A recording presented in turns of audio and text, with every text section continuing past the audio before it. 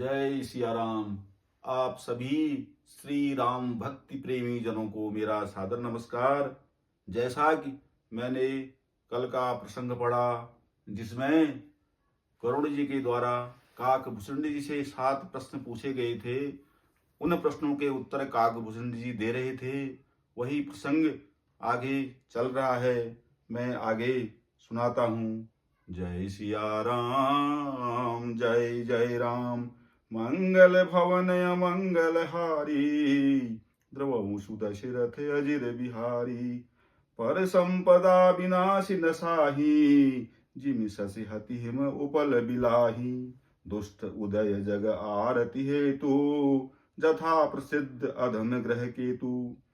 वे पराई संपत्ति का नाश करके स्वयं नष्ट हो जाते हैं, जैसे खेती का नाश करके ओले नष्ट हो जाते हैं। दुष्ट मनुष्य का उदय भी राहु केतु ग्रहों के समान जगत को दुख देने के लिए होता है।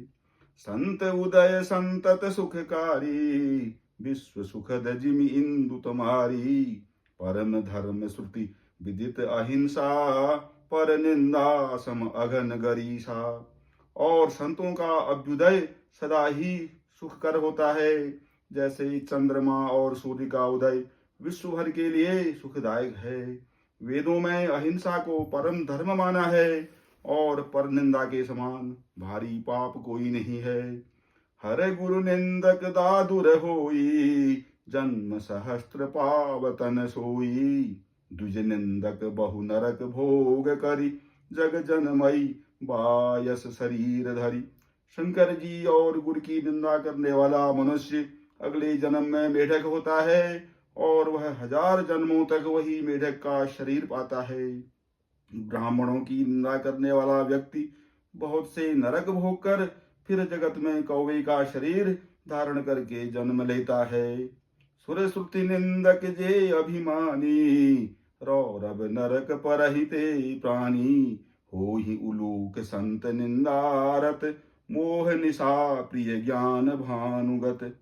जो अभिमानी जीव देवताओं और वेदों की निंदा करते हैं, वे रौरव नरक में पड़ते हैं। संतों की निंदा में लगे हुए लोग उल्लू होते हैं, जिन्हें मोह रूपी रात्रि प्रिय होती है, और ज्ञान रूपी सूर्य जिनके लिए अस्त हो गया रहता है। सबके निंदा जे जड़ करही, ते चमगा दुर होई अवतरही। सुनहु तात अब मानस रोगा, जिनते दुख पावहि सब लोगा। जो मूर्ख मनुष्य सबकी निंदा करते हैं, वे चमगादड़ होकर जन्म लेते हैं। हे तात, अब मानस रोग सुनिए, जिनसे सब लोग दुख पाया करते हैं। मोह सकल व्याधि न कर मूला, तिनते पुनि उपजहि बहुशूला। काम बात कफ लोभ अपारा, क्रोध पित्त नित छाती जारा। सब रोगों की जड़ मोह अर्थात अज्ञान है।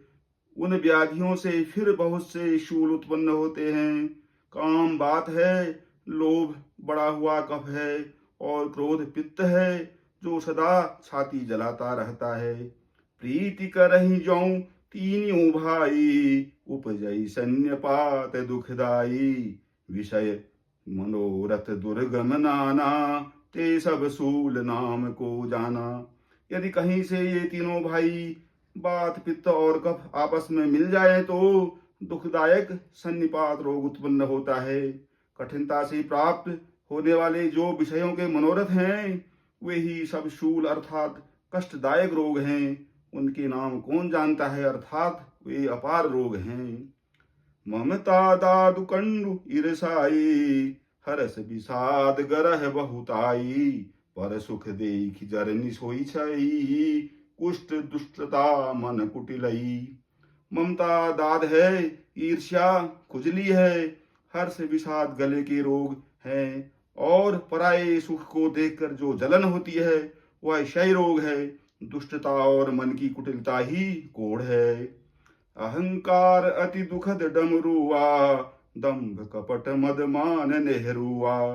तृष्णा उदर वृद्धि अति भारी, त्रिविधि ईसना तरुण तिजारी। अहंकार अत्यंत दुख देने वाला डमरू रोग है। दंभ, कपट, मद और मान न हुआ रोग है। तृष्णा बड़ा भारी उदर वृद्धि रोग है। तीनों प्रकार पुत्र, धन और मान की प्रबल इच्छाएं ही प्रबल तिजारी हैं।